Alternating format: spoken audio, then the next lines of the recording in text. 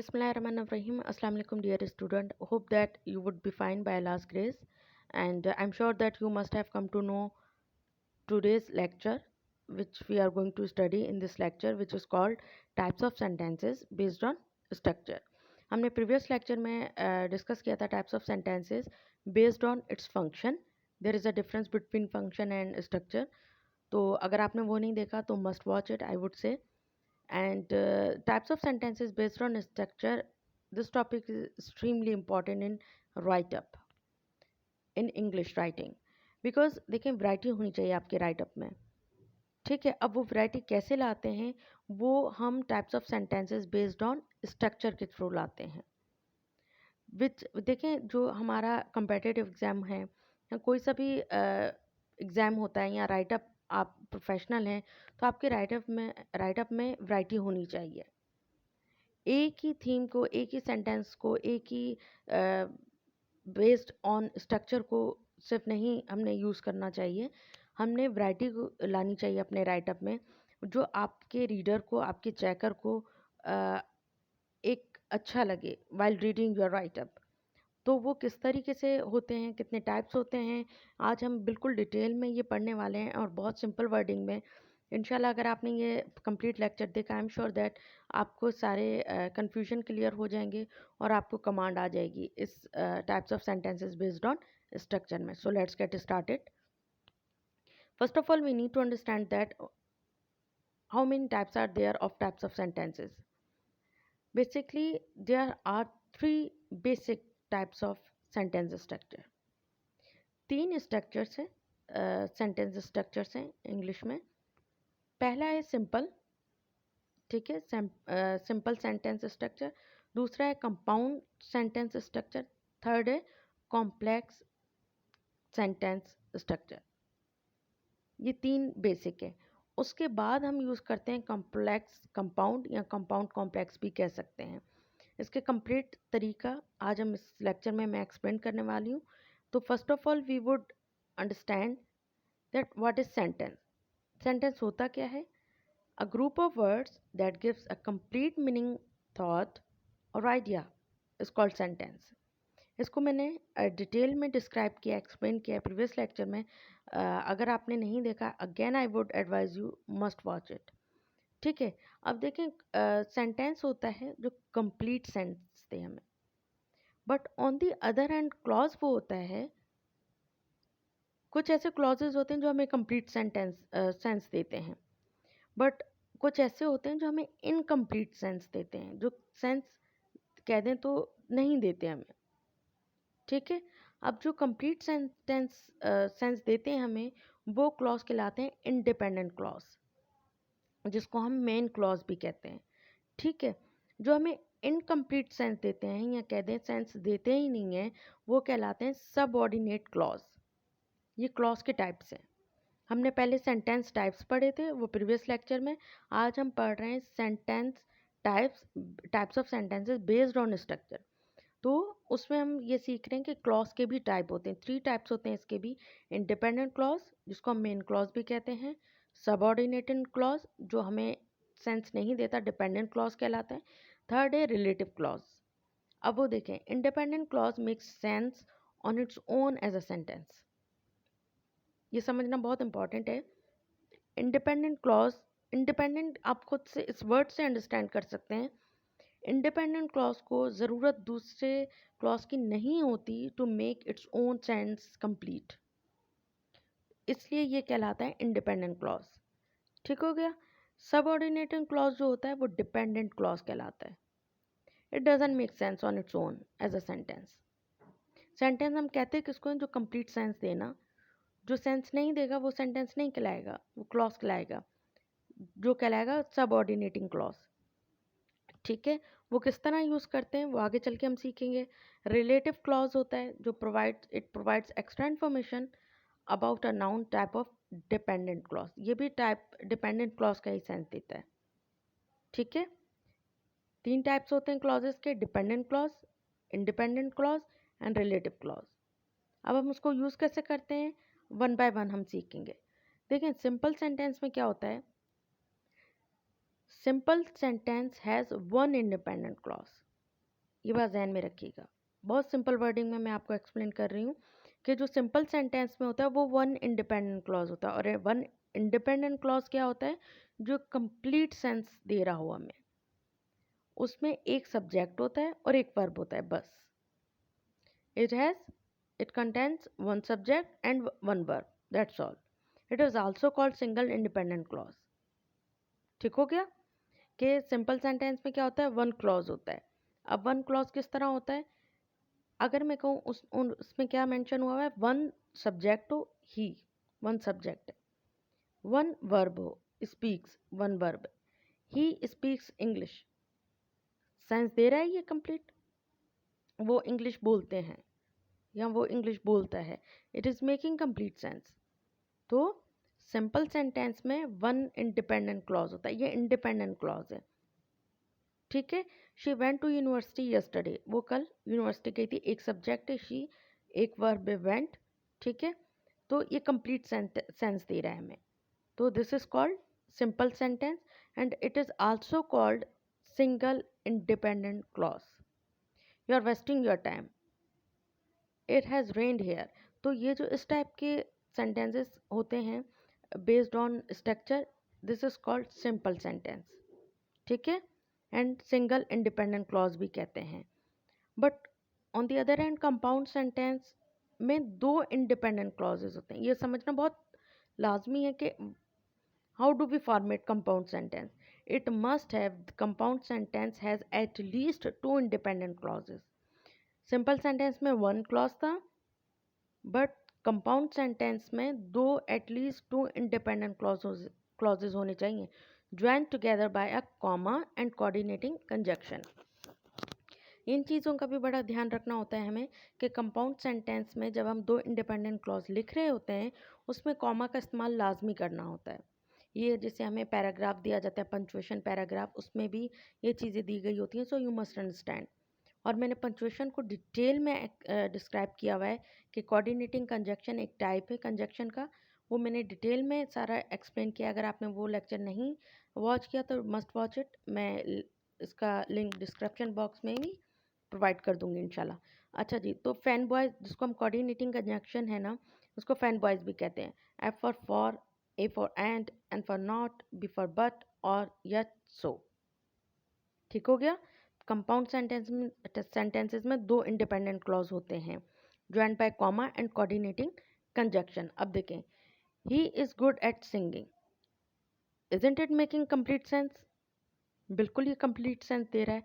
He is good at singing, वो अच्छा गाता है, वो अच्छा है गाने में, ये कंप्लीट एक सेंटेंस मीनिंग दे रहा है because it is independent clause. उसके बाद देखें हमने कॉमा इस्तेमाल किया है, कॉमे के फ़ौरन बाद हमने कंजक्शन, कोऑर्डिनेटिंग कंजक्शन का इस्तेमाल किया है, बट इस्तेमाल किया है। ठीक है, देन हमने अगेन इंडिपेंडेंट का क्लॉज का इस्तेमाल किया है, ही डजंट लाइक इट। अगर हम इसको इंडिविजुअली देखें, he is good at singing complete sense दे रहा है, इंडिपेंडेंट क्लॉज है। ही डजंट लाइक इट, ये भी कंप्लीट सेंस दे रहा है, इंडिपेंडेंट क्लॉज है।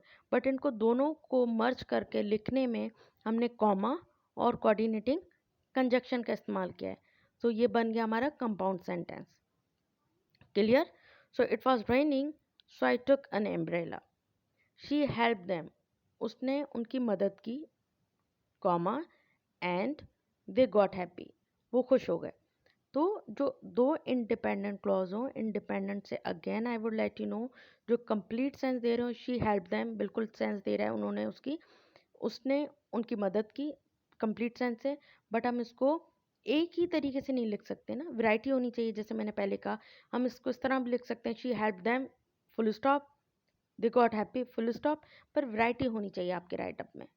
आपने सिंपल सेंटेंस एक लिख लिया, जैसे मैं कहूँ ही स्पीक्स इंग्लिश, वो इंग्लिश बोलता है, जो हमने प्रीवियस किया, फुल स्टॉप, सिंपल सेंटेंस। फिर हम इसको आगे वैरायटी में लाएंगे, ही is good at singing but he doesn't like it, getting me? तो इस तरह हम वैरायटी लाते हैं अपने राइटअप में। पहले हमने सिंपल सेंटेंस लिख दिया, फिर हमने कंपाउंड सेंटेंस का इस्तेमाल कर लिया। ठीक हो गया। फिर अब कॉम्प्लेक्स सेंटेंस क्या होता है? कॉम्प्लेक्स सेंटेंस होता है, it must have one independent clause and one और मोर सबऑर्डिनेटिंग क्लॉज। देखें, कंपाउंड में दो क्लॉजेज होते हैं, एटलीस्ट दो क्लॉजेज होते हैं, और दोनों ही इंडिपेंडेंट क्लॉजेज होते हैं, ठीक है। बट कॉम्प्लेक्स सेंटेंस में वन इंडिपेंडेंट क्लॉज होता है और एक या एक से ज़्यादा सबऑर्डिनेटिंग क्लॉज होता है। सबऑर्डिनेटिंग क्लॉज क्या होता है? डिपेंडेंट क्लॉज, जिसको हम डिपेंडेंट क्लॉज कहते हैं, जो मैंने पहले एक्सप्लेन किया इसी लेक्चर में। So subordinating clauses are linked by either subordinating conjunction और रिलेटिव प्रोनाउन।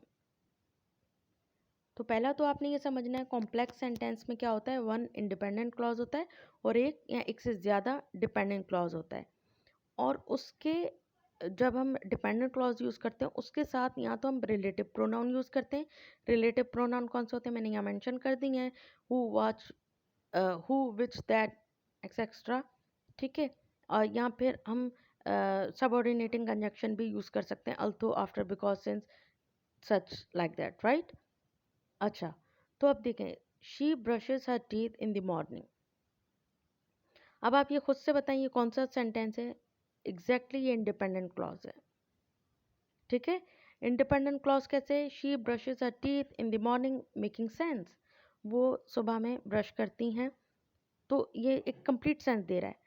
बट अगर मैं ये कहूँ after waking up, after waking up what? She brushes her teeth in the morning. तो जो आफ्टर वेकिंग अप है वो डिपेंडेंट क्लॉज है। डिपेंडेंट क्लॉज वो होता है जो कोई अपना सेंस नहीं बना रहा होता without the help of independent clause. समझ आ रही है बात?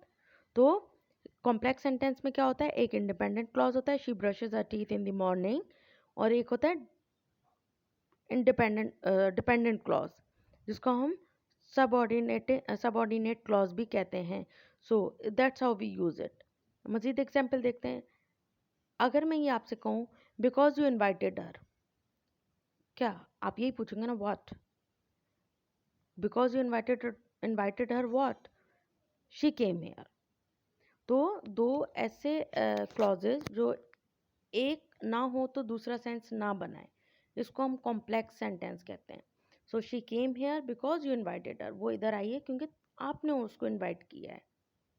द बेबी स्टार्टेड क्राइंग, बच्चा रोना शुरू कर दिया जब अली ने चीख चिल्लाया।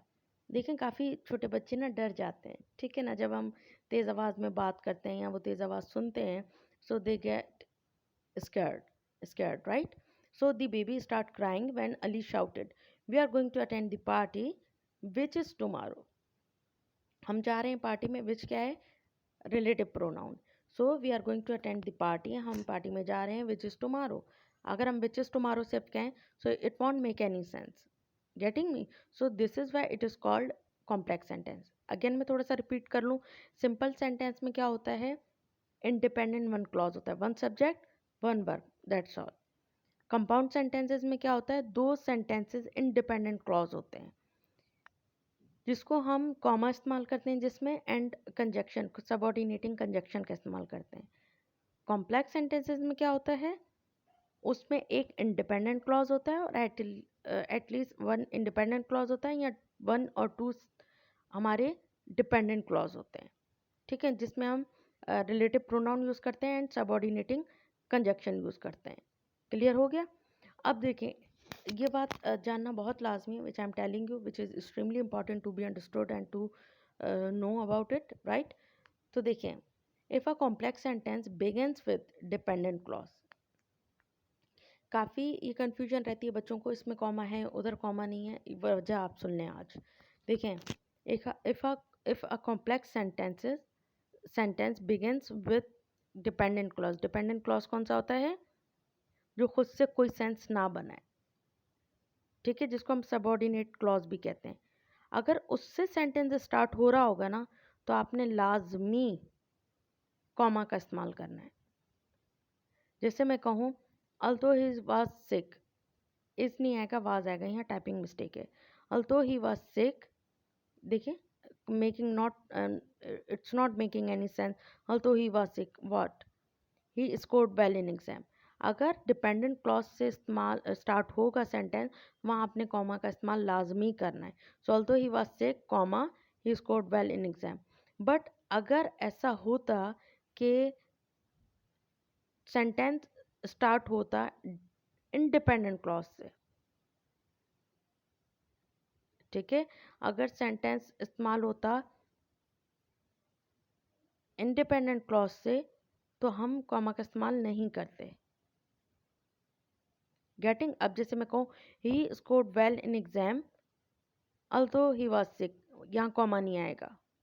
क्लियर? कि इंडिपेंडेंट क्लॉज से शुरू होगा तो कॉमा लगेगा, अगर नहीं तो कॉमा नहीं लगेगा। जैसे मैं कहूँ I will come if you come, अगर आप आएंगे, आई कम इफ यू कम, अगर मैं आऊंगी जब आप आएंगी या आएंगे। तो जब इफ बाद में आ गया तो कॉमा का इस्तेमाल नहीं होगा। Actually I have seen so many student making this mistake, that's why I am explaining it, right? अच्छा जी, अब कंपाउंड कॉम्प्लेक्स है, लास्ट वन है, जिससे आपको क्लियर हो गया होगा अभी तक होपफुली के कंपाउंड सेंटेंसेस में एटलीस्ट 2 इंडिपेंडेंट क्लॉज होते हैं, बट कॉम्प्लेक्स सेंटेंसेस में 1 इंडिपेंडेंट होता है और 1 से या 2 आपका डिपेंडेंट क्लॉज होता है। सो compound complex sentences must have 2 और more than independent clauses and 1 or more dependent clause that is linked with coordinating conjunction। जब ऐसा कंपाउंड में और कॉम्प्लेक्स में कंजक्शन लाजमी यूज़ होती है, ठीक है। अब देखें एक चार्ट भी है, बिल्कुल आपको to keep it very simple, to make it very simple for you guys, compound में 2 इंडिपेंडेंट, कॉम्प्लेक्स में एक एटलीस्ट एक इंडिपेंडेंट क्लॉज होता है। एग्जाम्पल देखें, हम इसको कैसे फॉर्मेट करेंगे। I walk up in the morning and conjunction ज़रूर सबऑर्डिनेटिंग कंजक्शन लाजमी इस्तेमाल करनी है। And I brush my teeth, जो ग्रीन में है वो हमारे इंडिपेंडेंट क्लॉज है। I walk up in the morning making sense, मैं उठा या मैं उठी सुबह में और मैंने ब्रश किया, I brush my teeth even तो every one else was sleeping. देखिए इवन तो every one else was sleeping खुद से कोई सेंस नहीं बना रहा, तो ये डिपेंडेंट क्लॉज होता है, that's how we use it. ठीक हो गया? तो होपफुली आपको ये चीज़ अच्छे से समझ आ रही होगी। अब देखें, Amna must be at work early today, ये इंडिपेंडेंट क्लॉज है, सेंस दे रहा है आमना ज़रूर जल्दी यानी कि अपने काम पर होगी सुबह, यानी जल्दी सुबह में। Because there is an important meeting, अब जो because there is an important meeting ये भी एक सेंस दे रहा है। But she is feeling sick, अब जो but she is feeling sick है ना, ये इंडिपेंडेंट क्लॉज है। Getting me? तो Amna must be at work early today, ये इंडिपेंडेंट क्लॉज है। But she is feeling sick, ये इंडिपेंडेंट क्लॉज है। ठीक हो गया? अब देखें, इससे आप और अच्छे से समझ जाएंगे। ही वेंट टू कॉलेज, वो कॉलेज गया, यहाँ वो कॉलेज गया था, यहाँ वो कॉलेज गया, ये इंडिपेंडेंट क्लॉज है। And I went to a market, मैं मार्केट गई, ये भी इंडिपेंडेंट क्लॉज है। Where I bought a book, where जो है रिलेटिव प्रोनाउन है, where I bought a book जो रिलेटिव प्रोनाउन से स्टार्ट हो या इस तरीके से हो तो वो डिपेंडेंट क्लॉज होते हैं जो कंप्लीट सेंस ना दें without the help of independent clause. Clear? I like accounting, ये इंडिपेंडेंट है। But my brother likes biology, ये भी इंडिपेंडेंट है। Because he wants to be a doctor, because he wants to be a doctor, because ये जो पूरा sentence है ना, ये इंडिपेंडेंट क्लॉज है। तो होपफुली आज आपको कम्प्लीटली इसका सेंस भी पता चल गया होगा। सिंपल सेंटेंस में 1 इंडिपेंडेंट क्लॉज होता है, कंपाउंड में एटलीस्ट 2 इंडिपेंडेंट क्लॉज होते हैं, हम उसमें कंजक्शन कोऑर्डिनेटिंग कंजक्शन का इस्तेमाल करते हैं एंड कॉमा का। और कॉम्प्लेक्स सेंटेंस में एटलीस्ट 1 इंडिपेंडेंट एंड 1 और 2 इंडिपेंडेंट क्लॉज होते हैं। ठीक है? और इसको मिक्स करके किस तरह लिखते हैं कॉम्प्लेक्स कंपाउंड को, और कंपाउंड या कॉम्प्लेक्स इस दोनों को आप इस तरह कह सकते हैं, किस तरह लिखते हैं एग्जाम्पल के थ्रू होपफुली आपको अच्छे से समझ आ गया होगा। तो इसका आंसर आपने कमेंट बॉक्स में देना है इन क्वेश्चन का, what does simple sentence consist of. अभी आपने आंसर देना है कि कितने उसके क्लॉजेज होते हैं सिंपल सेंटेंस में। ठीक हो गया? What does compound sentence consist of, कितने क्लॉजेज होते हैं कंपाउंड सेंटेंस में, ये इसका भी आंसर आपने कमेंट बॉक्स में देना है। अगर आपको समझ आ गया होगा आई एम श्योर कि आप फिर आप आंसर दोगे। ठीक है ना? What does a complex sentence consist of, कितने कॉम्प्लेक्स सेंटेंस में क्लॉजेस होते हैं, ये तमाम का क्वेश्चन का आंसर आपने देना है मुझे कमेंट बॉक्स में। होपफुली आज का लेक्चर आपको अच्छे से समझ आ गया होगा एंड आई एम श्योर इंशाल्लाह it's gonna help you out. और अगर कोई क्वेश्चन है तो आप कमेंट बॉक्स में मुझसे पूछ सकते हैं। मिलते हैं नेक्स्ट लेक्चर में। Take care.